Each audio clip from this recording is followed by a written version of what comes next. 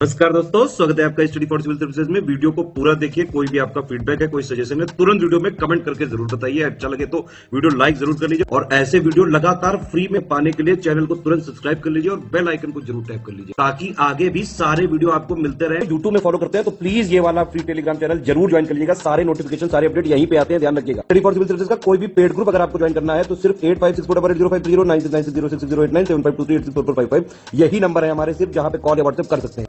Instagram पे हमारा page जरूर फॉलो कर लीजिएगा, study for civil dot services है। ट्विटर पे हमको जरूर फॉलो कर लीजिएगा, @स्टडी फॉर सिविल्स है।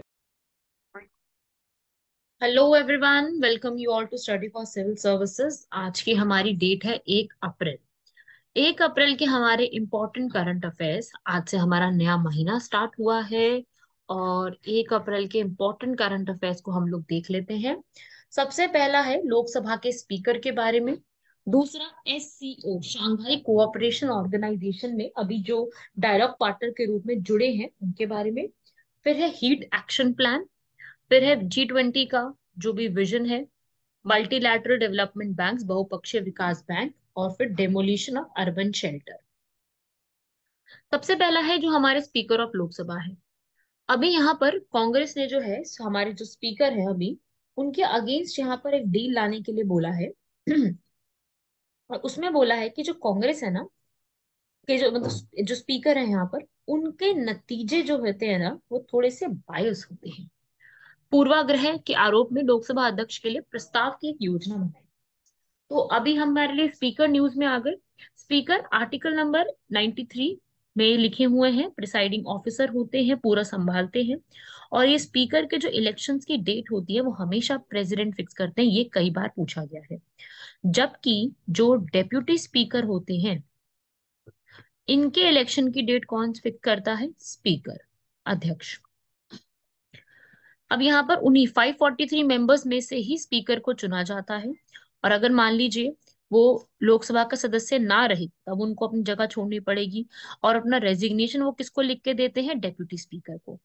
और इनको हटाने के लिए आपको प्रभावी बहुमत, जिसको हम कहते हैं इफेक्टिव मेजोरिटी, वो चाहिए होती है। जब यहाँ पर लोकसभा के सारे मेंबर्स मिल करके उनको जो है 50%+1 वाली मेजोरिटी से हटा देते हैं। ठीक है भाई।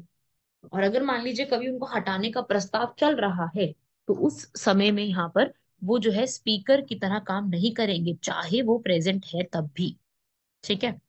अब इनके काम क्या क्या होते हैं? बहुत सारे काम होते हैं। पहली चीज तो पूरा लोकसभा की जो जो मीटिंग्स हो रही है उसमें बैठना और मर्यादा बनाए रखना, ये देखना कि भाई सदन की कार्यवाही जैसे जो नियम के हिसाब से होती है, जो हमारे डेकोरम के हिसाब से होती है, वो यहाँ पर पूरी संचालित की जाए। फिर जो भी भारत के संविधान के प्रावधान है, जो भी प्रक्रिया चल रही है उसके हिसाब से काम चले। अगर इन केस कभी संयुक्त अधिवेशन होता है, जॉइंट सिटिंग होती है हमारी संसद की, आर्टिकल नंबर 108 के तहत, तो उसमें जो उसकी अध्यक्षता कौन करेंगे? वो भी लोकसभा के स्पीकर ही करेंगे। ठीक है भाई। तो अभी ये प्रस्ताव जो है कांग्रेस लेकर के सोच रही है कि हम स्पीकर को हटाने का प्रस्ताव लेके आए, लेकिन अभी लाया नहीं गया, हटाए नहीं गए। जब हटाए जाएंगे तो वो न्यूज में आएंगे, हमको पता चल जाएगा। ठीक है, तो सिर्फ प्रस्ताव आया है। और साथ ही साथ ये भी स्पीकर ही डिसाइड करते हैं कि भाई कौन से प्रश्न, कौन से प्रस्ताव, कौन से संशोधनों को लेना है। जैसे एक एग्जाम्पल लो कि अभी मान लो कोई मोशन एक्सेप्ट करना है या नहीं करना है, calling attention motion, no confidence motion, तो ये सारे प्रस्तावों को एक्सेप्ट करना है या नहीं करना, ये भी स्पीकर की ही जिम्मेदारी होती है। साथ साथ जो संसद में समितियां बनाई जाती है, उनमें से जो भी लोग लोकसभा से चुने जाते हैं या जो भी चेयरमैन बनते हैं, वो सब लोगों को चुनने की जिम्मेदारी भी किसकी होती है? लोकसभा के अध्यक्ष की जिम्मेदारी होती है। और ये पहली बारी में वोट भी नहीं देते। ये वोट कब देते हैं? जब टाई की सिचुएशन आ जाती है, उसे कहते हैं निर्णायक मत, कास्टिंग वोट। सिर्फ और सिर्फ ऐसा हो गया जैसे क्रिकेट खेलते हैं ना, क्रिकेट खेलते समय यस और नो वाले दो स्थान बन जाते हैं। एक जगह यस हो जाते हैं, एक जगह नो हो जाते हैं। तो यस और नो के जो लोग होते हैं ना, यस और नो, इसको तोड़ने के लिए, क्रिकेट में भी होता है ना कि टाई हो गया मैच, तो कौन पता चलेगा कौन जीता है? तो वही है, सुपर ओवर करवा दूं। ऐसे ही यहाँ पर कास्टिंग वोट करवा दूं। ठीक है। अगर कभी भी डिफेक्शन के बेस पर, दल बदल के आधार पर कभी भी किसी सदस्य को डिस्क्वालीफाई करना है, उसको अगर वहां से अयोग्य घोषित करना है, तो वो भी ये कर सकते हैं। साथ ही साथ पूरा व्यवस्था बनाए रखना, रख रखाव रखना। और अगर कभी भी धन विधेयक आया है, मनी बिल, आर्टिकल 110 के तहत, तो मनी बिल में ये डिसाइड करना कि ये बिल मनी बिल है या नहीं है, ये किस कैटेगरी में जाएगा, वो भी यही डिसाइड करते हैं। अब इनसे जुड़े हुए कुछ चीजें हैं कि अपनी पार्टी के सदस्य, अपनी लोकसभा अध्यक्षों द्वारा अपनी पार्टी की सदस्यता छोड़ने की कोई परंपरा नहीं है, इसलिए इनको पक्षपातपूर्ण कई बार माना जाता है, जो कि मैं भी बिल्कुल अग्री करूंगी इस बात से। दल बदल विरोधी कानून की अगर मैं बात करूं कि भाई लोकसभा अध्यक्ष को इतनी बड़ी पावर दे दी गई है कि आप किसी भी सदस्य को अयोग्य घोषित कर सकती हैं। ठीक है। हालांकि ऐसा होता है कि ये जो पूरा रूल बनाया गया है, ये जो भी रूलिंग पार्टी होती है वो ही अपने हिसाब से पूरा देखती है। और और ये अच्छी बात है कि अगर ऐसा कोई डिसीजन लिया जाता है तो स्पीकर का ये डिसीजन जुडिशियल रिव्यू, जो है न्यायिक समीक्षा के अधीन होता है। ये चीज है कि भाई अगर कभी ऐसा कोई डिसीजन आया है तो उसके लिए यहाँ पर न्यायिक समीक्षा जो है वो ली जा सकती है। किसके द्वारा ली जा सकती है? ये न्यायिक समीक्षा, जो जुडिशरी है, वो यहाँ पर न्यायिक समीक्षा लेने का अधिकार रखती है। मनी बिल के लिए ये वाली चीज आप याद रखिएगा।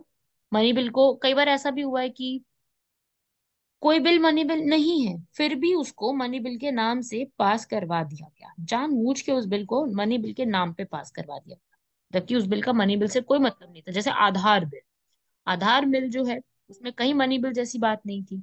तो ऐसे बिल्स को भी पास करवा दिया जाता है। और यही है कि क्योंकि इनके पास ये इकलौती पावर है, तो इसी के लिए बोला जाता है। बाकी देखिए, इनका जो भी हटाने का तरीका है वो जो है इफेक्टिव मेजोरिटी से होगा। मैंने बताया ना, प्रभावी बहुमत से होगा। इनकी सैलरी, इनकी अलाउंसेस, सब कुछ पार्लियामेंट ही फिक्स करती है। सीएफआई से सारी निकाली जाती है और पार्लियामेंट इस पे कोई वोटिंग नहीं करती है। कास्टिंग वोट मैंने आपको बता दिया, जब टाई का सिचुएशन होता है तब।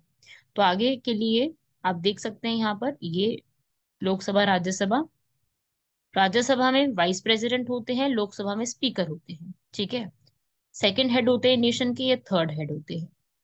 और दोनों के पास ही, दोनों अपने अपने हाउसेस के अंदर जो भी तरीकों से काम करना है, फ्लॉलेस तरीके से वो काम करते हैं। और कोई भी अपना एक्शन लेने के लिए अधिकार है। कभी भी उनको वोट देना हो डेडलॉक में तो कर सकते हैं। साइन डाई, साइन डाई का मतलब क्या होता है? किसी एक पर्टिकुलर पीरियड तक के लिए अपनी स्थगित कर देना, मीटिंग्स को पोस्टपोन कर देना।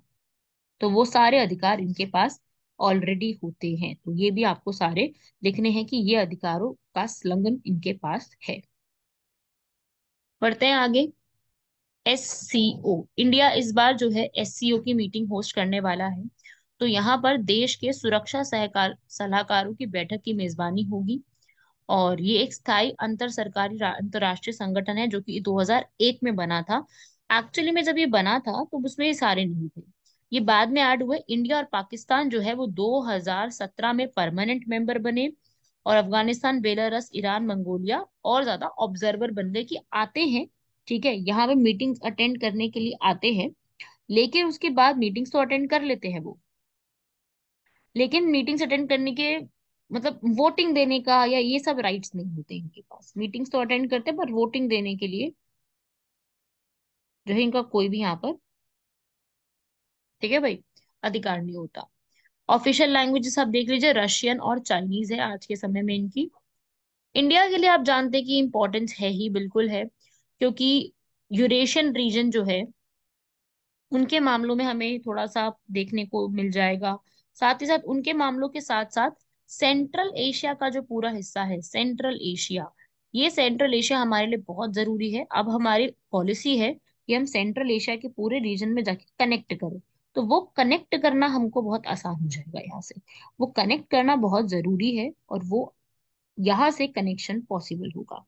तो ये एक इम्पोर्टेंट और एक जरूरी और एक बहुत ही ज्यादा जरूरी चीज है, क्योंकि ये चीज चाहिए, है ना। तो यहाँ पर सेंट्रल एशिया जो है, उज्बेकिस्तान, कजाकिस्तान, उनके साथ हम लोग यहाँ पे जुड़ सकते हैं। और चाइना का जो दबदबा बढ़ता जा रहा है यूरेशिया में, वो थोड़ा सा काउंटर करने में अपने को मदद मिलेगी। काउंटर करने का ये एक तरीका है कि मदद मिल सकती है इसके अंदर। ठीक है भाई, समझ रहे हैं सब लोग? तो ये मदद लेने का ही एक तरीके से प्रस्ताव है कि यहाँ पर मदद जो है हम लोग यहाँ पर इजीली ले सकते हैं। ठीक है भाई। उसके अलावा इंडिया भी यहाँ पर तालिबान हो गया। इंडिया ने यहाँ पर एक नया इनिशिएटिव दिया था, रैट्स। रैट्स का मतलब क्या है? रीजनल एंटी टेररिस्ट स्ट्रक्चर, जिसके अंदर हम लोग जो भी टेररिज्म से जुड़ी हुई चीजें हैं, जो भी यहाँ पर भारत खुफिया जानकारी यहाँ पर ले सकता है आतंकवाद से संबंधित। तो यहाँ पर ये संगठन जो है, इसने जो मादक पदार्थ होते हैं, ड्रग्स के ट्रैफिकिंग होती है, उसके ऊपर भी काफी बात करी है। हथियारों का भी जो यहाँ पर प्रचार प्रसार किया जाता है, उस पर भी काफी बात करी है। तो वही है कि अगर हम यहाँ पर एक ऐसा प्लेटफॉर्म लाएं जहाँ पे चाइना और पाकिस्तान दोनों हैं, ठीक है, इस प्लेटफॉर्म पे चाइना भी है, इस प्लेटफॉर्म पे पाकिस्तान भी है, तो अगर ऐसा कोई प्लेटफॉर्म है जिसपे दोनों ही प्रेजेंट है, तो अपने को इससे ये फायदा होगा कि अगर दोनों प्रेजेंट है यहाँ पर, तो एक हेल्प हो जाती है, आगे बढ़ने में एक मदद हो जाती है। समझ रहे हैं सब लोग? तो ये इसके लिए यहाँ पर इम्पोर्टेंट है। यही इसमें सीधा सीधा सवाल पूछा जा सकता है। तो एससीओ की अभी मेजबानी करने वाले हैं, इसलिए इस पे क्वेश्चन बन सकता है। बाकी इंडिया जो है अपनी आईटी, टेलीकम्युनिकेशन, बैंकिंग, वित्त, दवा, इन सब के लिए जो सेंट्रल एशियन कंट्रीज हैं वहां पे जाकर के हेल्प हेल्प ले सकते हैं, और बहुत इसमें भी मदद मिलेगी जब वहां पे जाकर के अपने को हेल्प मिलेगी तो। ठीक है भाई, समझ ले सब लोग इस चीज को। थर्ड हमारा आर्टिकल है हीट के ऊपर एक्शन प्लान। ठीक है, अगर कोई एक्शन प्लान नहीं होगा ना, तो इंडिया यहाँ पर ही जो हीट वेव्स आने वाली हैं, हीट वेव समझते हैं, लू की मार, वो लू की मार हम झेल नहीं पाएंगे। अभी जो है पीएम मोदी ने इस महीने ही शुरुआत में लू की तैयारी के लिए एक समीक्षा की बैठक करी थी, जिसमें यहाँ पर एक रिपोर्ट तैयार की गई है जिसका नाम है how is India adapting to heat waves. Heat waves को किस तरीके से यहाँ पर एक्शन प्लान बनाने के लिए की जा रही है, तो यहाँ पर कई कई सारे जो है रिसर्च प्लान्स को यहाँ पर बनाया गया है। तो वो रिसर्च प्लान्स ही हैं इसके अंदर, जिसमें से सबसे पहला प्लान ये बोला गया है कि पूरे साउथ एशिया में जो लू की मार पड़ रही है उसके लिए क्या प्लान होगा, उसको कैसे रिस्पॉन्स करने वाले हैं, उसके लिए गाइडलाइंस तैयार की जाएंगी, और उस रिपोर्ट की गाइडलाइंस एक्चुअली में है क्या। देखो भाई, अभी भी ये समझ में आया है कि जितने भी हीट एक्शन प्लान तैयार किए गए हैं, वो एक्चुअल समूहों की पहचान करना और उनको लक्षित करने में आज भी विफल रहे हैं। वो उतना आज भी नहीं किया जा चुका है कि हमें किस तरीके से टारगेट करना है। वो टारगेट आज भी मुश्किल पड़ा है करना। तो वो टारगेट ही जब तक नहीं होगा, तो आप लोग बताइए, जब तक टारगेट ही तैयार नहीं होगा तो किस तरीके से हम आगे बढ़ सकते हैं, जब तक टारगेट ही पूर्ण रूप से तैयार नहीं होगा। तो यही बेसिक बात है कि यहाँ पर अभी तक टारगेट पूरे तरीके से तैयार नहीं हुआ है, जो कि सबसे बड़ी कमी है। ठीक है, तो इस तरीके से यहाँ पर ये जो है वो बात इसमें कही है। उसके बाद पूरे बड़े लेवल पर सारी चीजें नहीं है, और ऑनलाइन ही इसके ऊपर सारी चीजें तैयार की जाएंगी। और साथ ही साथ ये जो है, ये भी नहीं पता कि ये पूरा जो डेटा है, ये मूल्यांकन के आधार पर है या किसके आधार पर है, मतलब आधार क्या है इस डेटा का, किस तरीके से तैयार किया गया है इसको। तो बहुत ही अनक्लियर सी चीज है, आप समझ रहे हो, मतलब नेगेटिव पॉइंट ज्यादा देखने को मिल रहे हैं। तो हम ये कह सकते हैं कि इसके अंदर पूरी अनक्लियर सी चीजें हैं, पूरे तरीके से हमारे पास स्रोत नहीं दिए हुए, समझाया नहीं गया है कि कैसे करना है। फोर्थ आर्टिकल है हमारा G20 से महासागरों के लिए एक साझा G20 विजन। इंडिया आप जानते हैं G20 तो यहाँ पे कर ही रहा है, तो उस तरीके से यहाँ पर हम जो महासागर है, ब्लू इकोनॉमी है, उसको प्रमोट करने के लिए G20 का एक सहारा ले रहे हैं। आप भी जानते हैं G20 देश मिलकर दुनिया के समुद्र तट का लगभग 45% और बाकी आर्थिक क्षेत्रों का लगभग 21% से अधिक का हिस्सा रखते हैं। तो यहाँ पर इंडिया ने ऑलरेडी पहले भी इनिशिएटिव लिए हुए हैं। एग्जाम्पल के लिए सागरमाला प्रोजेक्ट बहुत ही इंपॉर्टेंट है, पूरे यहाँ पर जोड़ने का। ये मोदी जी जब सेशल्स गए थे 2015 में, तब स्टार्ट किए थे। प्रधानमंत्री मत्स्य संपदा योजना, ताकि हमारा जो फिश का सेक्टर है, नीली क्रांति जो है, मत्स्य पालन को यहाँ पर प्रमोट किया जा सके। इसी के लिए सागर मंथन एक डैशबोर्ड भी तैयार किया गया था पूरा। तो ये किया जा चुका है। Deep ocean mission, deep ocean मतलब कि बिल्कुल समुद्र की गहराइयों में जा करके एक्सप्लोरेशन करना, समुद्र की गहराइयों में जा करके। ठीक है, वहां से क्लीन एनर्जी कैसे आ सकती है, ड्रिंकिंग वाटर कैसे आएगा। तटीय विनिमय क्षेत्र, ठीक है, coastal regulation zone, single use plastics के ऊपर प्रतिबंध लगा देना, ये सारी चीजें जो है यहाँ पर की गई हैं। अब ब्लू इकोनॉमी और G20 में क्या होगा।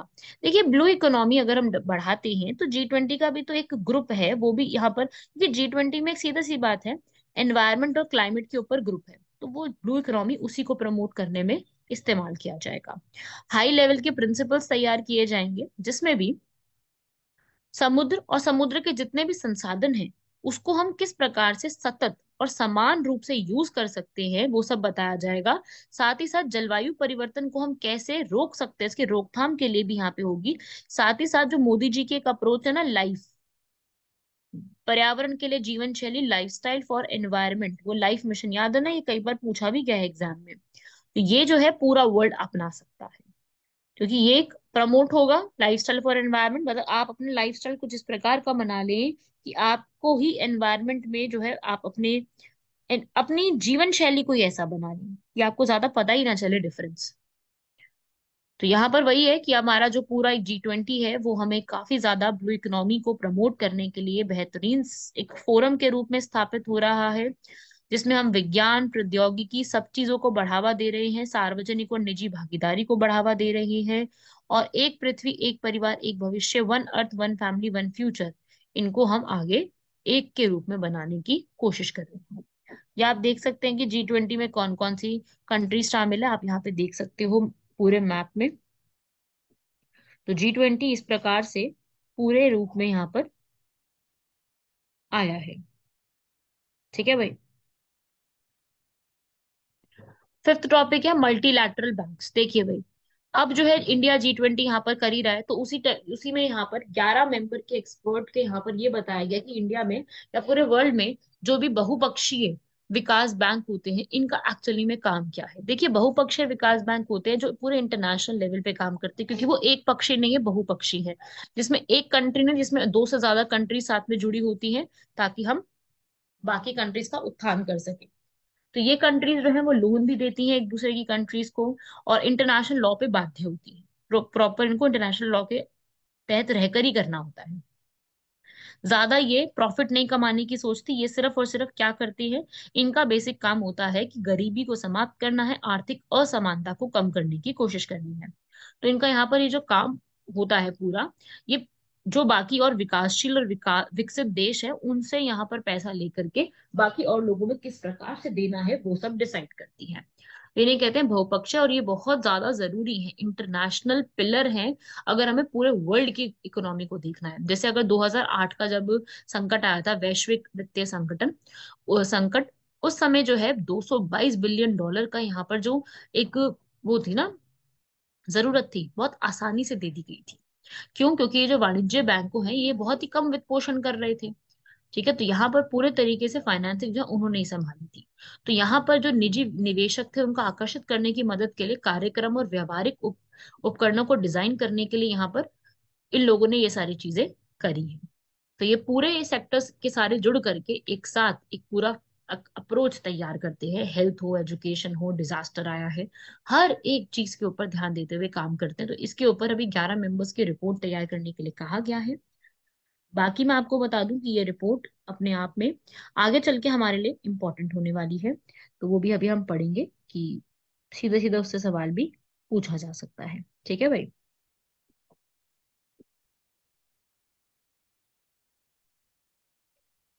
पढ़ते हैं हमारे, यहाँ पर आप देख सकते हैं कि ये वो बहुत सारे बैंक है, जैसे कि African development, European investment, world bank का तो आप जानते ही, यूरोपियन हो गया ये, ADB, Asian development bank, AIIB, ये सारे बैंक मल्टीलैटरल डेवलपमेंट बैंक है।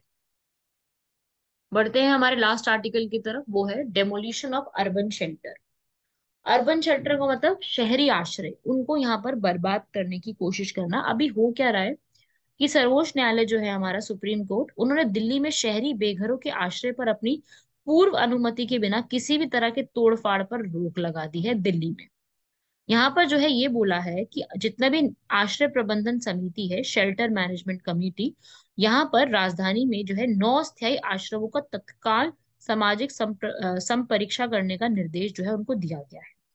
तो भाई यही बात है कि अगर आप जो भी आश्रय बने, शेल्टर बने, उनको जाकर के इस तरीके से तबाह करके आ जाओगे अगर, तो इसका सीधा सा मतलब है कि आप में करुणा की कमी है। बिल्कुल, आपको गरीबों के प्रति दया की कमी चल रही है, मानवीय गरिमा का अनादर कर रहे हैं ना, क्योंकि भोजन, वस्त्र और आश्रय रोटी कपड़ा मकान तो एक बेसिक नीड होती है, मूल तत्व होते हैं। और कोई राज्य या गैर राज्य कोई भी सेवा अगर किसी भी व्यक्ति के घर को इस तरीके से तोड़ने के लिए विवश करती है, तो ये तो अपने आप में एक मानवीय गरिमा का अपमान करने के बराबर है। ऐसे ही अपने दायित्व को पूरा राज्य नहीं करेंगे, क्योंकि राज्य की डीपीएसपी में साफ साफ लिखा हुआ है कि आर्टिकल 41 के अंदर कि हर एक तो यहाँ पर जो है डीपीएसपी में भी बात लिखी है आर्टिकल 41 में कि आपको क्या करना चाहिए, आपको अपने तरीके से पूरे जो है सबको एक जो है अधिकार होना चाहिए आर्टिकल 41 के तहत। तो यह राज्य की जिम्मेदारी, राज्य इसको उस जिम्मेदारी को पूरा करने में कामयाब रहा है। साथ ही साथ साध्य के लिए संसाधनों से कभी कभी कभी जो है वो समझौता भी किया करना ही पड़ता है। और उसके अलावा चुनिंदा लक्ष्यीकरण है यहाँ पर कि जो भी यहाँ पर डिमोलिशन किए जा रहे, विध्वंस किए जा रहे, उन अभियान में कुछ समुदाय या समूहों पर चुनिंदा रूप से जानबूझ के टारगेट किया जा रहा है, जिससे ये समझ में आता है कि भाई उनको जो है एक रिलीजन के ऊपर पक्षपात करना है या उनको भेदभाव करने की कोशिश की जा रही है। तो ये भी एक गलत मैसेज जाता है सबके लिए। और संपत्ति का अधिकार, जो हमारा प्रॉपर्टी का अधिकार है, हमारा आर्टिकल नंबर 300 का clause A, right to hold property, ये हमारा आज के समय का एक लीगल अधिकार है, वो भी हमारा यहाँ से छीना जा रहा है। लोगों का विस्थापन, इसमें जो है लोगों का विस्थापन हो रहा है, जो बहुत सालों से उस इमारतों में रह रही हैं, जो कि उनके यहाँ पर अधिकारों का भी हनन है, आर्टिकल 21 का भी है। ठीक है। उसके बाद पारदर्शिता की कमी है, लैक ऑफ ट्रांसपेरेंसी है, कभी कोई प्रॉपर नोटिस नहीं दिया गया और फिर इस तरीके से किया जा रहा है, तो ये एक गलत स्टेप है। आगे आने वाले समय में अगर हम एक जियो मैपिंग तैयार करें, एक पूरा चित्र तैयार करें, उनका ढांचा तैयार करें कि कौन सी अवैध है, अगर अवैध कॉलोनियों का पहले ही पता चल जाए तो एक फायदा रहेगा ना, पहचान हो जाती है। तो अवैध कॉलोनियों का यहाँ पर पहले ही अगर पता लग जाए तो इसके लिए एक पहचान के रूप में पहले ये चीज काम करती है। ठीक है। तो ये भी वही है इसके अंदर कि अवैध कॉलोनी की पहचान पहले हो जाए, पहले ही उसके बारे में पता चल जाए, तो ये सारी चीजें जो है इसमें मैटर करती है। लैंड यूज किस तरीके से करना है ताकि कोई इस तरीके के झगड़े ना हो। और नियमितीकरण करो कि भाई अनाधिकृत कॉलोनी है उनको नियमित करो जाके, एनसीटी एक्ट 2019 के तहत जो भी इस तरीके की अनाधिकृत कॉलोनी है उनको रजिस्ट्री करवानी जरूरी करनी चाहिए, कंपलसरी होनी चाहिए। और श्रेणीकरण के लिए पुनर्विचार करना चाहिए, जो भी आप किस तरीके से मैनेज कर रहे हो उसके लिए विचार करो, उसको मॉनिटर भी करो जा करके। उसकी पूरी निगरानी भी रखने की जरूरत है कि किस प्रकार से उसको किया जा रहा है, उसकी निगरानी रखना बहुत जरूरत है। जब तक निगरानी नहीं रखी जाएगी पता कैसे चलेगा कि किस तरीके से क्या प्रोविंस है उसके अंदर, तो उसकी निगरानी रखना काफी बेहद आवश्यक हो जाएगा। और साथ ही साथ इससे क्या होगा कि रूरल इंडिया के अंदर जो लोग होते हैं ना, कई बार एक जगह को छोड़ करके दूसरी जगह चले आते हैं, माइग्रेट कर जाते हैं, प्रवास पलायन कर देते हैं, वो पलायन की सिचुएशन भी रोकथाम की जा सकती है। ठीक है भाई। सबको ये समान एक जस्टिस मिलना चाहिए, बहुत जरूरी है, वो भी मिल सकता है। और हर कोई यहाँ पर सीएसआर में नैगमिक सामाजिक उत्तरदायित्व के तहत किफायती घरों को भी यहाँ पर ले सकते हैं। ठीक है भाई। तो ये भी आप लोगों से पूछा जा सकता है। अब हम बढ़ते हैं नेक्स्ट यहाँ पर हमारे आज के क्वेश्चंस की तरफ। क्वेश्चंस को अगर आप मिस कर रहे हैं ना, तो वो गलत कर रहे हो। आप सब लोग जो पूरी वीडियो को सुने, क्योंकि क्वेश्चंस यहाँ पे बहुत इंपॉर्टेंट रहते हैं। ठीक है। ज्यादा बड़ी वीडियोस भी नहीं होती, सिर्फ आधे घंटे की होती है, आधा घंटा तो आप दिन में निकाल सकते हैं अपने करंट अफेयर्स के लिए, है ना। आगे बढ़ते हैं। कोंकण 2023, ये जो है अभी एक्सरसाइज की गई है, कोंकण। कोंकण एक्सरसाइज जो है ये इंडिया की नेवी और यूके की नेवी के बीच में की जाती है। और ये कोंकण वही कोंकणी लैंग्वेज से आया है। और इस बार जो है यहाँ पर आईएनएस त्रिशूल भारत की तरफ से शामिल थे। बहुत सारे और भी हेलीकॉप्टर थे इस बार, तो एक अलग से एक ऑपरेशन भी किया गया जिसका नाम है किलर टोमेटो। किलर टोमेटो का ऑपरेशन भी यहाँ पर परफॉर्म किया, जिसके अंदर दोनों की दोनों नेवी जो है वो इस तरीके से यहाँ पर जो है आप कह लीजिए कि उनको मदद एक तरीके से देने वाली है कि काउंटर ऑपरेशंस किस तरीके से परफॉर्म करें, किस तरीके से रोकथाम करें। तो ये 20 से 22 मार्च जो अभी निकली है ना, बे ऑफ बंगाल का जो कोंकण एरिया है, जो गोवा वाला एरिया है ना, वहां पर इसको परफॉर्म किया गया है। तो ये छोटा सा एक फैक्ट है, इसको याद रखिएगा। इंडिया और यूके उनके बीच में होता है, यहाँ पर किलर टोमेटो किया गया है। बहुत सारे जो है शिप मैनूवर्स के लिए बात की गई है। तो ये पूरी एक्सरसाइज इंपॉर्टेंट है, 2004 से करते आ रहे हैं। बहुत सारी नई नई एक्टिविटीज होती हैं और बहुत सारे इवेंट्स हैं। ऐसा नहीं कि एक सिंगल ये इवेंट है, बहुत सारे हम करते। ट्रॉपिक्स हमने करी, ठीक है, हमने एफिनडेक्स करी अफ्रीका के साथ, ऑसिनडेक्स करी ऑस्ट्रेलिया के साथ। तो एक्सरसाइजेस की तो लिस्ट ही बहुत सारी है। और अब तो हमारी जो पूरी आर्मी नेवी एयरफोर्स है, बहुत एक्टिव होकर के कुछ ना कुछ यहाँ पर नई नई एक्सरसाइजेस को परफॉर्म करती ही जा रही है। ठीक है भाई, तो ये भी लर्न कर लीजिएगा। लास्ट क्वेश्चन है आज का हमारा। ठीक है, सॉरी, ये एक छोटी सी मिस्टेक हो गई यहाँ पर, करेक्ट करेंगे। बे ऑफ बंगाल में नहीं हुई है, अरेबियन सी में हुई है। ठीक है, अरेबियन सी में करवाई गई है। सेकंड आपकी वाइल्ड लाइफ सेंचुरी आती है, जैसे मैंने आपको कल एक क्वेश्चन दिया था जिसमें मैंने आपको बताया था किसके बारे में। मैंने आपको काजीरंगा नेशनल पार्क के बारे में बताया। अब यहाँ पर हम एक नया पढ़ेंगे जिसका नाम है आमचंग वाइल्ड लाइफ सेंचुरी। मैं उम्मीद करती हूँ कि आप लोगों ने ये सुना नहीं होगा कभी, क्योंकि ये बहुत कम न्यूज में रहती है और बहुत ही रेयरली कभी न्यूज में आती है। तो आमचंग वाइल्ड लाइफ सेंचुरी ये अभी न्यूज में है। ठीक है, पहली चीज तो ये है कहाँ पर, देखिए वही आसाम के पास ही गुवाहाटी में ही है, जहां पर काजीरंगा नेशनल पार्क है। और ये जो है ना, ये बहुत ज्यादा, इन्हीं में जो है ना तीन आरक्षित वन आते हैं, जैसे कि खानापारा, अमचांग और दक्षिण अमचांग। इसी से आरक्षित वनों की भी एक लिस्ट तैयार होती है, और यहाँ पर आपको अलग अलग तरीके की बर्ड्स और एनिमल्स बहुत कॉमनली मिल जाएंगे। यहाँ पर जो बर्ड्स होती है ना, वो बहुत आराम से आपको कोई सी भी बर्ड्स यहाँ पे देखने को मिल जाएंगे। नई नई स्पीशीज काफी सारी हैं। यहाँ पर आपको स्नेक भी मिल जाएंगे, पाइथन मिल जाएगा, लिजर्ड, मॉनिटर लिजर्ड सुनी होगी, बहुत फेमस है, बहुत बड़ी होती है, वो भी वहां पर है। ठीक है, और तो इस तरीके से काफी इंपॉर्टेंट है। 2004 में इसको वाइल्ड लाइफ सेंचुरी डिक्लेयर किया गया था। और ये ब्रह्मपुत्र रिवर के पास ही बनी हुई है। ब्रह्मपुत्र रिवर सबको पता है, इंडिया के बाहर से निकल के आती है। तो ये आमचंग वाइल्ड लाइफ सेंचुरी इंपॉर्टेंट है। यहाँ पे अलग अलग, जैसे कि फ्लाइंग स्क्विरल, ये भी मिलती है। ऐसे ही हम अगर एक इस तरीके से, मुझे याद आया, आप बताएंगे मुझे जरा कमेंट बॉक्स में, snow leopard capital of world, Bharat में कौन से नेशनल पार्क को कही जाती है स्नो लेपर्ड कैपिटल? पूरे भारत की स्नो लेपर्ड की कैपिटल किसको कहा जाता है? ये एक अच्छा क्वेश्चन है, आप लोग मुझे बताएं जरूर कि भारत की स्नो लेपर्ड की कैपिटल किसको कहा जाता है। ठीक है, क्योंकि ये जो एक पूरी कैपिटल है, ये इंडिया में ही है। तो कहाँ पर है वो आप लोग बताएं मुझे।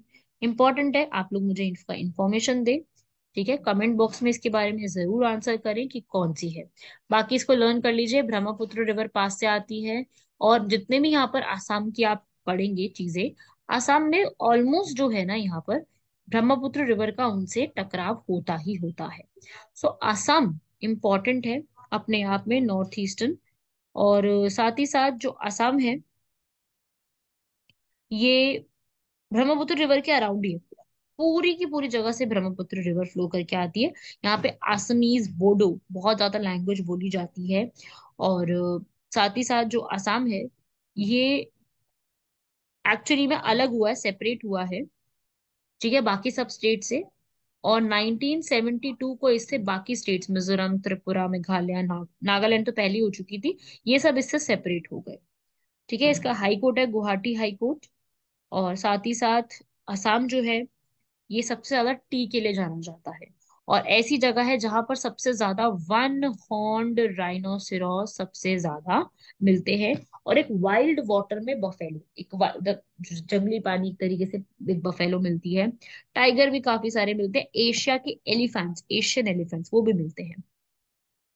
यहाँ पे अच्छे खासे 7 जो है यहाँ पर नेशनल पार्क है, जैसे कि काजीरंगा, मानस, दिब्रू साइखोवा।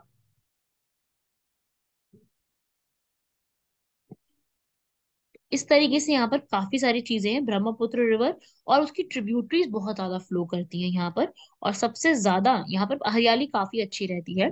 और यहाँ पर साल के जो पेड़ होते हैं ना, सुना होगा साल के पेड़ जो लकड़ी बनाने में इस्तेमाल भी किए जाते हैं, तो वो भी यहाँ पर बनाए जाते हैं। तो ये आमचंग याद रखिएगा और पूरा पूरा असम को याद रखिएगा। सीधे सीधे आप लोगों से इस पूरे से सवाल जो है वो किए जा सकते हैं, कहाँ पर है, कैसे है, इस तरीके का सवाल एग्जाम में आते हैं। देखो, wild life sanctuary, national park, इससे क्वेश्चन एग्जाम में आते हैं। जो मैंने आपको पहले भी बताए हुए हैं, मैं आपको हमेशा कुछ ना कुछ इसमें बताती रहती हूँ।